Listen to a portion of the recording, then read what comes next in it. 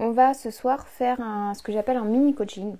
Donc le mini coaching, c'est vous me posez vos problématiques, vos questions sur des sujets qui vous touchent particulièrement vous en ce moment. Et je vous conseille, comme si on était ensemble en consultation, sauf qu'on est sur Instagram en live. Ok, on va commencer. Donc je vais commencer avec les questions que j'ai déjà, mais si quand tu regardes ce live, tu as des questions, encore une fois, que tu veux me parler de ta problématique, n'hésite pas à le faire. Et si tu regardes en replay, n'hésite pas à venir me voir en message privé parce que je compte bien organiser ce genre de live plus souvent parce que j'aime bien interagir avec vous directement et surtout vous proposer ça pour les personnes qui ne peuvent pas se permettre par exemple d'aller en consultation. Première question. Comment réagir face à un harcèlement d'un adulte envers soi ? Alors là par exemple c'était vague, mais la personne m'a dit c'est pas grave si j'ai une réponse vague, donc je vais répondre de manière un peu globale. Le harcèlement. Le harcèlement, c'est un mot qui va sortir de la bouche de la personne qui est harcelée. La personne qui harcèle ne se dit pas « tiens, je vais harceler telle personne ». Ce qui est intéressant à se demander quand on se fait harceler, c'est toujours qu'est-ce que ça vient refléter en moi. Et c'est une question qui est hyper difficile à se poser parce que on est plein d'émotions. Quand on se fait harceler, c'est qu'en principe, c'est pas très agréable. Donc la première chose, avant même de se poser cette question, c'est avoir de la compassion envers soi-même. C'est difficile ce que tu traverses si tu te fais harceler. C'est vraiment dur et je t'invite vraiment à pas rester seule dans cette difficulté-là. Donc que ce soit de te faire accompagner par un professionnel ou par des amis, par des proches, des collègues, etc. C'est hyper important. Première chose, t'entourer. Parce que le principe du harcèlement, c'est que tu vas te sentir seule, isolée dans ton problème. Et c'est sur ça que va jouer l'autre personne de manière inconsciente la plupart du temps. C'est pas que consciemment elle va se dire « ah ouais c'est bon, elle est isolée, je peux la manipuler encore plus fort ». C'est inconscient pour beaucoup, pas toujours, je tiens à préciser, mais plus la personne va être seule et isolée, plus elle va en souffrir. Donc première chose, on s'entoure, on en parle, on n'a pas honte d'en parler. Je sais que ça peut être difficile, mais voilà, il faut trouver des personnes, même si c'est que 2 ou 3 personnes, même si c'est qu'une seule personne, mais il faut en parler. Deuxième chose, se poser la question, qu'est-ce que ça vient refléter en moi ? Donc tu peux prendre les caractéristiques de la personne qui te harcèle et regarder si ça existe en toi, cette caractéristique. Par exemple, j'ai été harcelée par une personne pendant des années sur les réseaux, des années, 2 ou 3 ans. Et ce que j'ai pu observer, c'est qu'en moi, ça mettait en lumière toutes les critiques que je pouvais faire envers moi-même et à quel point je me flagellais dans mon travail et dans ma manière de me voir. Donc, ça a été difficile à accepter. Mais une fois que ça a été vu, j'ai eu moins de problèmes. Voire ce jour où je te parle, je n'ai plus entendu parler de cette personne. Peut-être qu'elle reviendra, du moment où j'aurai moins confiance en moi ou ce genre de choses, c'est possible. En fait, c'est un symptôme. Le harcèlement que tu subis, c'est un symptôme et c'est important de l'adresser, mais c'est pas la cause de base. C'est-à-dire que tu peux te dire, oui, mais si cette personne disparaît de la planète, ça ira mieux. Pas forcément. Pas forcément parce qu'elle vient refléter un schéma que tu as sûrement déjà vécu. Et là, c'est très intéressant d'aller voir les empreintes émotionnelles pour ça, puisque la personne qui te harcèle, elle a soit elle reflète une personne que tu as connue, soit en mode exacerbé. Donc tu vas te dire, non, mais il n'y a personne qui m'a traité comme ça dans ma vie. C'est possible, mais la vie, quand elle veut te faire comprendre un message, elle va l'exacerber à chaque étape. Et c'est ça qui est difficile, parce qu'on se dit, mais ça n'a rien à voir avec ce que j'ai pu vivre avant. En fait, ça a tout à voir, mais on s'en rend pas compte parce qu'on n'a pas le lien direct. Et c'est là que c'est intéressant d'avoir un regard extérieur sur ta situation. Parce que quand on est dedans, moi la première, on voit pas. On voit pas ce qui va pas. On se dit juste, je suis une victime et c'est une catastrophe, comment je vais faire ? Et être une victime, c'est important de passer par là pour se faire aider. Encore une fois, on reste pas tout seul dedans. Ah oui, et dernière chose pour le harcèlement, sur quoi la personne, elle te harcèle ? Qu'est-ce qui te fait dire qu'elle te harcèle ? Est-ce qu'elle essaye de diminuer ton estime de toi ? Est-ce qu'elle ne respecte pas ton temps ? Est-ce qu'elle ne respecte pas ton espace physique ? Est-ce qu'elle te harcèle voilà. Sur quoi elle te harcèle ? Et ça va te donner des indications sur quelle blessure tu peux réactiver face à cette situation. Deuxième question.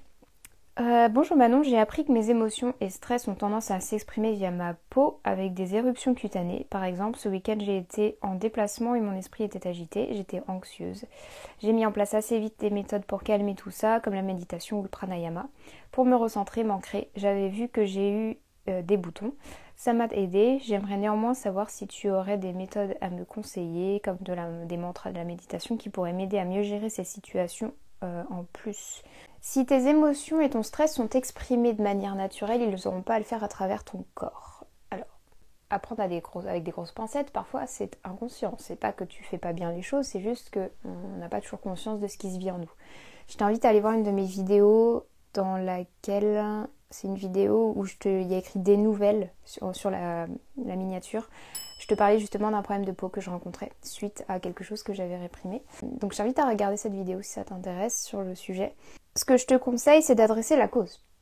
C'est d'adresser l'émotion, c'est d'adresser ce qui a besoin d'être exprimé et le besoin que cache l'émotion. Une émotion, elle vient pour montrer qu'il y a un besoin qui n'est pas rempli ou qui est rempli, si c'est la joie par exemple. Donc quand tu vas adresser le besoin, quand tu vas accepter de vivre l'émotion et potentiellement de l'exprimer, pas forcément à chaud, mais par l'écriture, en la vivant déjà tu vas te rendre compte de son message, ça va être plus facile de communiquer avec les personnes en question s'il y a des personnes impliquées. Donc la peau, elle va faire émerger ça. Maintenant, en Ayurveda, la santé de la peau est très reliée à la santé du foie. Elle est très reliée aussi à Pitta, donc c'est souvent des émotions chaudes qui sont exprimées par la peau, la colère, l'irritabilité, la frustration. C'est pas toujours le cas, mais c'est souvent le cas. Donc tu peux aller regarder au niveau de l'état de ton foie pour le nettoyer éventuellement. La cure du foie est intéressante si jamais c'est indiqué pour toi. Tu peux aller voir mes vidéos sur le sujet. Tu tapes Manon Moulaine, cure du foie sur YouTube. J'en ai plusieurs qui en parlent. Et hormis ça, la peau c'est ce qui se voit aussi. Donc tu as trop honte d'exprimer ou qu'est-ce qui a trop honte d'être montré pour que ton corps te pousse à le faire, te pousse à te montrer sur ton visage, particulièrement si c'est des boutons que tu as sur le visage.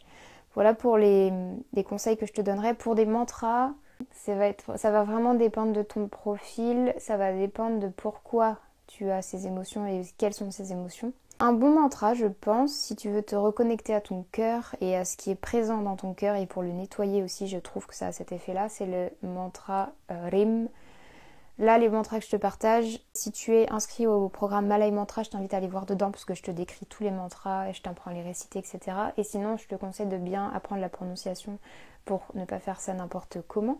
Le mantra RIM, c'est un mantra qui est associé à la déesse Parvati et c'est un mantra qui est très connecté, un bij mantra qu'on appelle, qui est connecté à l'énergie du cœur. Donc ça peut aider à purifier. Tu peux faire ça. Et ensuite, je ne vais pas aller précisément dans des mantras parce que là c'est trop global, je peux pas, il me faudrait ton cas particulier pour que je sois spécifique, on va dire. Et avec les mantras on ne fait pas n'importe quoi. Donc le mantra Hrim, c'est un H, R, R, c'est la langue qui va légèrement effleurer le palais. R, I, M. Et fais attention aux réactions de ton corps et de tes émotions quand tu le prononces, ça va t'indiquer s'il est pour toi ou non. Si là, c'est un conseil que je te donne, mais si tu ressens dans ton corps que ça va pas du tout, tu ne le fais pas et tu arrêtes. Voilà pour des idées par rapport à des manifestations cutanées, mais il ne faut pas oublier que le symptôme, c'est un symptôme, il faut aller chercher la cause. Pourquoi ça a besoin de se manifester par la peau? Pourquoi ça ne s'est pas exprimé d'une manière différente, on va dire. Troisième question. As-tu un conseil à donner à une personne de 16 ans qui traverse l'adolescence? Plein. Entoure-toi de personnes qui t'inspirent et notamment de femmes qui t'inspirent. En fait, j'aurais adoré avoir une mentor, avoir une guide à cet âge-là. Parce que c'est un âge auquel on se cherche beaucoup. Et avoir un guide, que ce soit en tant qu'homme ou femme, je pense que c'est essentiel. Deuxième chose, ce que tu vis va passer. Si tu vis des choses difficiles. Troisième chose, hygiène émotionnelle et conscience émotionnelle plus, puisque c'est un moment dans ta vie durant lequel tu vas ressentir beaucoup de choses, notamment par la présence de toutes ces hormones qui se bousculent en toi.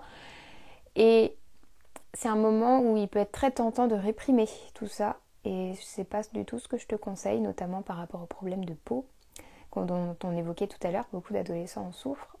C'est qu'il y a beaucoup de répression de ce qui se vit en lui.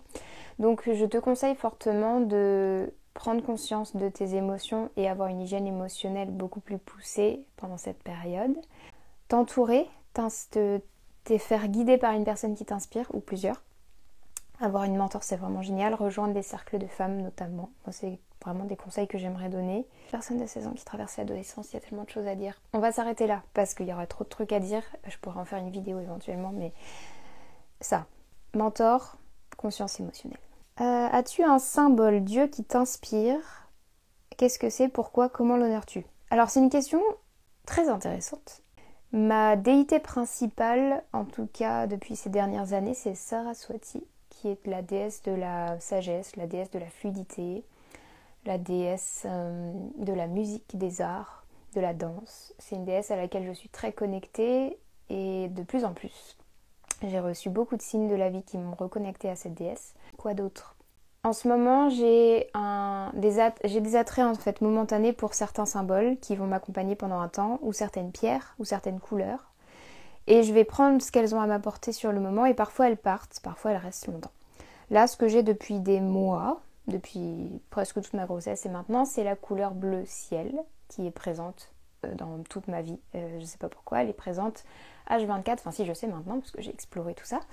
Je suis allée explorer ce qu'elle voulait me transmettre et m'apporter. Donc la couleur bleu ciel m'accompagne énormément. J'ai une pierre en calcite bleu que j'aime particulièrement et qui me guide beaucoup. En termes de symboles, quels sont les symboles qui m'accompagnent en ce moment ? Non, j'ai pas de symbole qui me vient là tout de suite. Peut-être que je te le mettrai plus tard en commentaire. Comment l'honores-tu les mantras, les rituels, porter la couleur, le symbole, etc. Y penser, remercier, lui montrer qu'il est important dans ma vie, que j'ai noté sa présence et que c'est important dans ma vie. Mais c'est souvent pour moi momentané où j'ai des périodes, j'ai des choses qui viennent comme me guider pendant un certain temps et ensuite ça part. Saraswati, ça fait plusieurs années qu'elle reste maintenant, donc voilà, c'est très très présent pour moi. J'ai eu aussi récemment le principe de la mère divine qui m'a beaucoup accompagnée et qui m'accompagne toujours. Et on va s'arrêter là parce que pareil, je pourrais élaborer pendant très longtemps sur le sujet. Je me sens seule, je suis déçue des gens et du mal à me faire de nouveaux amis. Alors j'ai pas de questions, c'est tout ce que j'ai, donc on va faire de manière très globale. Je me sens seule, je suis déçue des gens et du mal à me faire de nouveaux amis. Première chose, tu as forcément ou probablement une très bonne raison de te méfier des gens. Si tu te méfies des gens et que tu es déçu en tout cas des gens, tu as une très bonne raison. Cependant, sachant ça, qu'est-ce que tu choisis pour la suite ? Là pareil, comme je peux pas faire de très spécifique par rapport à ta demande, je vais aller au global. Sachant ça, tu te sens seul, sachant que tu es déçu par les gens ou que tu as été déçu par les gens, c'est au passé finalement, et que tu as de mal à te faire de nouveaux amis, qu'est-ce qui en vaut la peine ? Est-ce que ça vaut la peine de continuer à essayer ? Si oui, de quoi tu as besoin ? Deuxième chose, qu'est-ce que tu attends des gens ? Est-ce que c'est pour ça qu'ils te déçoivent ? Est-ce que tu attends quelque chose qu'ils ne peuvent pas te donner ? Ça c'est très fréquent, très très fréquent. Une de mes mentors appelle ça aller chercher des fleurs dans un magasin de bricolage. Tu ne trouveras pas de bouquet de fleurs dans un magasin de bricolage, en principe. En tout cas pas le joli bouquet que tu veux offrir pour une célébration particulière. Donc il faut ressourcer, ce que j'appelle moi ressourcer les gens de manière intelligente. C'est-à-dire que certaines personnes peuvent te donner certaines choses et d'autres ne peuvent pas te donner certaines choses. Certaines personnes peuvent te donner des conseils avisés sur tel sujet. D'autres personnes vont pouvoir te donner une présence. D'autres personnes vont te donner une écoute, de la compassion. Et tu peux pas attendre d'une personne qu'elle te donne tout ça, de une. Et tu ne peux pas attendre d'une personne qu'elle te donne ce qu'elle n'est pas prête à te donner.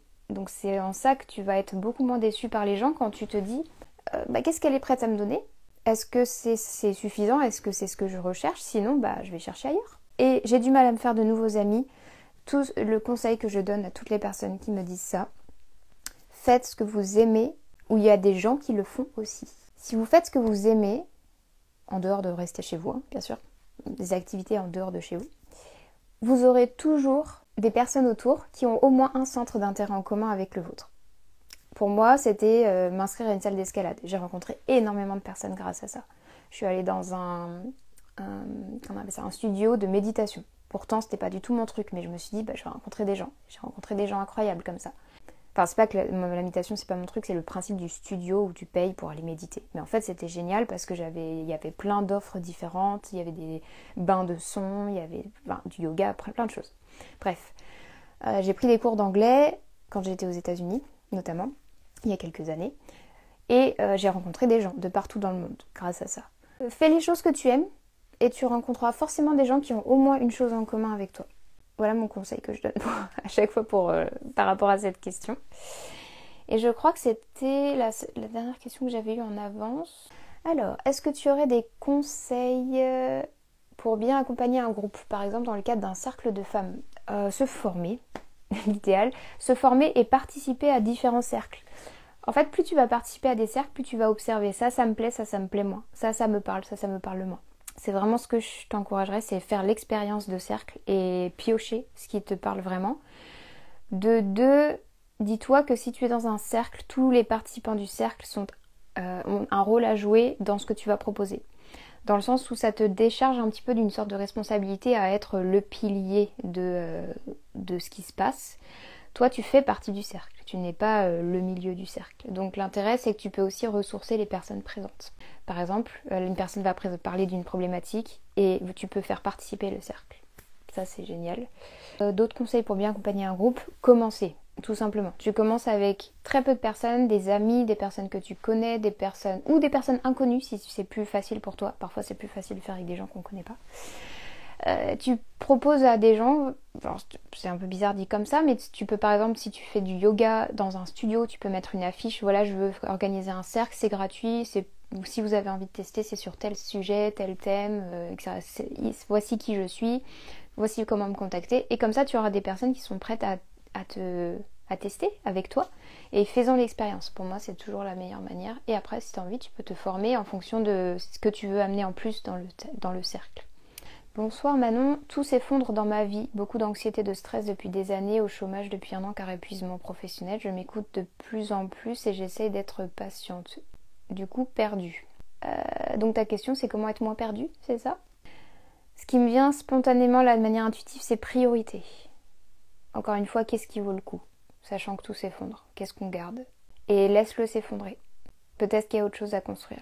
Anxiété, j'ai fait une vidéo dessus sur YouTube, tu peux taper Manon Boulaine, anxiété je crois. Sinon tu viens me voir en message privé et je te l'enverrai. Je t'enverrai le lien. Si tu es au chômage par épuisement professionnel, c'est très bien que tu t'écoutes de plus en plus. Continue à te donner ce dont tu as besoin, que ce soit au niveau alimentaire, au niveau repos, au niveau social, au niveau activité. Et c'est ça qui va t'aider à remonter doucement la pente, mais je sais que c'est pas évident, donc courage. Voilà, je peux pas aller beaucoup plus en profondeur. Oui, séparation amoureuse, etc. En effet, il y a beaucoup de choses qui s'effondrent et peut-être que c'est dur à entendre, mais peut-être que c'est nécessaire pour qu'il y ait quelque chose d'autre qui puisse être reconstruit. Dans tous les cas, encore une fois, ne reste pas seul. Entoure-toi, fais-toi accompagner si besoin, parce que c'est très dur d'y voir clair quand on est au milieu des débris. Quand on est dans la déconstruction, on se dit mais il n'y a rien, c'est une catastrophe, je vais mourir ici. Et c'est horrible à vivre, donc ce que je te conseille, c'est l'idéal si tu peux te faire accompagner parce que ça te permettra d'avoir une vue, une perspective extérieure sur ce que tu vis. Et aussi une approche de compassion pour ce que tu vis parce que c'est pas facile. Voilà. Allez, on passe aux annonces parce qu'il me reste 5 minutes. Première annonce, à partir de maintenant, dès maintenant, tu peux aller sur mon site internet et te procurer le bullet journal à un prix spécial. J'ai voulu te proposer ça en cette fin d'année. Là, ça va durer jusqu'à... je sais plus quand, jusqu'où je l'ai mis. Pendant les prochains jours, je vais te remettre le détail. Il me semble que je l'ai mis jusqu'à mercredi. Jusqu'à mercredi soir. Donc c'est vraiment très rapide. C'est pendant 48 heures, un peu plus de 48 heures. Tu peux te procurer le bullet journal à un prix réduit. Un prix que j'ai jamais fait jusqu'à présent, je crois. Sauf quand j'avais lancé le bullet journal. Et mon but c'est que tu puisses te l'offrir éventuellement pour la nouvelle année ou l'offrir à tes proches pour Noël. Donc si tu veux le recevoir à temps, commande-le le plus vite possible. Ça sera pour les 2 prochains jours. Donc jusqu'à mercredi soir, tu peux commander le bullet journal à tout petit prix. Si tu ne sais pas ce que c'est le bullet journal, je t'invite à aller cliquer sur le lien dans ma bio et tu pourras aller voir tous les descriptifs. Et j'ai aussi fait une vidéo sur tout le projet, sur comment j'avais créé c'est un agenda ayurvédique en fait. Un agenda ayurvédique illustré que tu peux colorier. Tout est en noir et blanc et tout est en mode coloriage, donc tu peux ajouter de la couleur un peu partout, le personnaliser. Il y a des trackers comme dans un bullet journal classique. Il y a des vues mensuelles, annuelles, semestrielles, non pas semestrielles, hebdomadaires, comme ça qu'on dit. Des vues hebdomadaires, donc avec ta semaine. Et tu peux t'organiser comme tu le souhaites. Tu as 70 pages en tout, plus de 70 pages sur l'Ayurveda. Donc qu'est-ce que l'Ayurveda, les principes de base, comment ça s'inclut dans ta vie, dans les saisons, etc. Donc c'est vraiment un outil que j'adore parce que quand on veut faire découvrir l'Ayurveda par exemple à une personne, c'est quelque chose de ludique où on repart des bases, donc c'est vraiment accessible aux débutants. Et ça le permet d'incarner l'Ayurveda directement dans ta vie, puisque moi je t'invite à ensuite l'incarner en fait, littéralement. Et en plus, il y a des vidéos exclusives qui vont avec le bullet journal que tu ne peux pas retrouver sur ma chaîne YouTube. Elles sont accessibles que aux personnes qui ont le bullet journal. Voilà, donc je te mettrai le lien dans ma bio, normalement il y est déjà. Et si tu cliques, tu vas pouvoir profiter de la promotion qui sera valide jusqu'à mercredi soir. Et dernière annonce, je vais essayer de faire ça rapide, mais c'est une annonce un peu énorme, mais bon, tant pis. Je m'apprête à déménager, je m'apprête à m'expatrier, donc je vais vivre à l'étranger et je vais vivre notamment aux États-Unis à partir de janvier. Donc c'est pour ça que j'ai pas proposé autant de choses que je le souhaitais à mon retour de congé maternité, parce que j'ai encore beaucoup de choses à gérer, dont ce déménagement, dont mon expatriation. Je n'étais pas encore certaine puisque j'ai reçu mon visa il y a 2 semaines. Enfin, je l'ai reçu ce matin. Voilà, j'ai reçu mon visa ce matin, mais on me l'a confirmé il y a 2 semaines. Donc c'était un petit peu flou, je ne vous en ai pas parlé jusqu'à présent parce que il y a beaucoup de choses qui étaient mises en compte. J'étais pas sûre d'avoir le visa, ça a été des années de galère, on va pas se mentir. Je pars puisque mon conjoint est américain et ça fait 6 ans qu'on se connaît maintenant, qu'on est ensemble et on essaye désespérément de pouvoir vivre sur le même continent. Donc ça va enfin se réaliser à partir de janvier. Je vais pouvoir le rejoindre avec notre fille, donc, qui n'était pas prévue au programme mais qui s'est rajoutée dans l'aventure. Donc voilà, on va tous les 3 partir aux États-Unis en janvier et a priori c'est pour du long terme. Donc ça ne change pas que je vais continuer à proposer des consultations, des programmes. Il y en a un qui va arriver d'ailleurs en 2024, mais je t'en parlerai un peu plus à l'occasion. Sur l'hygiène émotionnelle et la santé mentale. Donc si tous ces sujets t'intéressent, je pense que ce programme va vraiment te plaire. Mais quoi qu'il en soit, voilà, la grosse annonce que je voulais te faire, c'est que je vais partir de France pour du long terme. Mon but, c'est que d'ici 1 an ou 2, normalement 1 an, je puisse revenir potentiellement pour certaines plages pour faire des retraites et faire des cercles, des journées ateliers comme j'ai pu les faire jusqu'à présent. Ça j'aimerais beaucoup, mais en tout cas pour la prochaine année, ce qui est sûr c'est que je ne pourrai pas normalement partir des États-Unis, en tout cas c'est compliqué. Donc je vais faire beaucoup de choses en ligne et avec un petit décalage horaire par rapport à vous, mais sinon tout le reste restera le même. Je serai toujours présente sur YouTube, sur Instagram, en consultation, via le programme, etc. Donc voilà l'annonce que je voulais vous faire. Peut-être que ça change rien pour toi puisque tu me suis et que voilà tu te dis bon qu'elle soit en Thaïlande, en Afrique ou aux États-Unis, ça change pas grand-chose. Mais c'est important pour moi de t'en parler parce que c'est un sujet qui habite ma vie maintenant depuis un bout de temps. Donc ce visa, ça fait depuis le Mexique que je le demande, donc ça fait 2 ans là, que j'ai fait ma demande de visa et elle vient tout juste d'être acceptée. Donc ça a été un long processus, plein d'embûches, mais on y est arrivé. Donc je pars en janvier aux États-Unis avec ma fille et mon conjoint. Et on va partir pour quelques années normalement, puisque ce sera sur du long terme. Mais j'aimerais revenir en France de temps en temps pour faire des petits événements avec vous, pour vous rencontrer, parce que j'ai beaucoup aimé les ateliers en présentiel et j'aimerais vraiment recommencer. Mais pour l'instant, c'est pas ma priorité. Ma priorité, c'est ma famille. Voilà. J'espère que ça vous a plu comme format. Ça a été un peu très rapide parce que j'avais pas énormément de temps. Il y a ma fille qui va m'attendre, donc je vais aller la rejoindre. Je suis très ravie en tout cas de faire ces lives avec vous. J'adore ce format où on peut parler ensemble. C'est vraiment plus chouette que moi toute seule devant ma caméra, même si j'aime aussi ce format-là. Merci pour vos vœux, c'est super, ça me touche beaucoup. Quoi d'autre ? Il y aura une prochaine vidéo sur YouTube, j'espère, vous avez peut-être suivi un peu mes pèlerinages sur YouTube. L'intérêt c'est que quand je serai aux États-Unis, j'aurai un débit monstrueux. Mes vidéos en un clin d'œil, elles seront uploadées sur YouTube. Donc ce sera beaucoup plus simple pour moi. Donc la prochaine vidéo, ça sera sur le fait d'être une éponge émotionnelle et comment ne plus faire l'éponge émotionnelle. J'espère que ça vous plaira. Il me semble que ce sujet vous avez beaucoup intéressé dans les stories que j'avais proposées par le passé. Donc ce sera la prochaine vidéo sur YouTube. Petit rappel, le bullet journal, tu as jusqu'à mercredi soir pour te le procurer à un prix spécial pour toi ou pour offrir à Noël. Normalement tu le recevras à temps pour Noël, c'est mon but, c'est pour ça que c'est très court, c'est que voilà, pour que tu puisses le recevoir à temps. Et puis Voilà, si tu as des questions, n'hésite pas à venir me voir en message privé, je réponds aux messages et je suis très heureuse toujours d'échanger avec vous. Donc je te souhaite une très belle soirée, une très belle fête, des très belles fêtes de fin d'année, sauf si tu nous rejoins pour le cercle du solstice qui sera le 23 décembre, qui est en ligne, donc en ligne sur Zoom. Et il y a un replay si tu ne peux pas être disponible ce jour-là. Donc n'hésite pas à nous rejoindre, tu as encore le temps de t'inscrire, mais fais-le le plus vite possible pour que je t'envoie toutes les informations pour te préparer avant l'atelier, puisqu'il y a une petite préparation à faire, et surtout commander le cacao pour la cérémonie. Voilà, donc pour les personnes que je vais voir le 23, on se voit donc le 23 décembre, le samedi 23, j'ai très hâte, c'est un rituel que je fais comme je disais depuis plus de 7 ans et j'ai très hâte de le partager avec vous et qu'on le fasse ensemble. Pour la personne qui parlait des cercles, etc., ça va être l'occasion de vivre ce genre d'énergie-là. L'énergie du cercle, elle est incroyable parce qu'elle permet de potentialiser ce que tu vis et tu as toujours plein de... Enfin, les personnes qui participent, elles ont toujours plein de réponses à leurs questions grâce à cette énergie-là. Voilà, je vais m'arrêter de parler, parce que je pourrais parler pendant très longtemps, mais comme je le sais, il y a ma fille qui m'attend. Merci beaucoup d'avoir été présente. Je vous mets ce live en replay sur YouTube en bonne qualité et je vous dis à très bientôt sur Instagram, sur YouTube, en consultation, en cérémonie cacao, etc. etc. Passez une bonne soirée. Au revoir.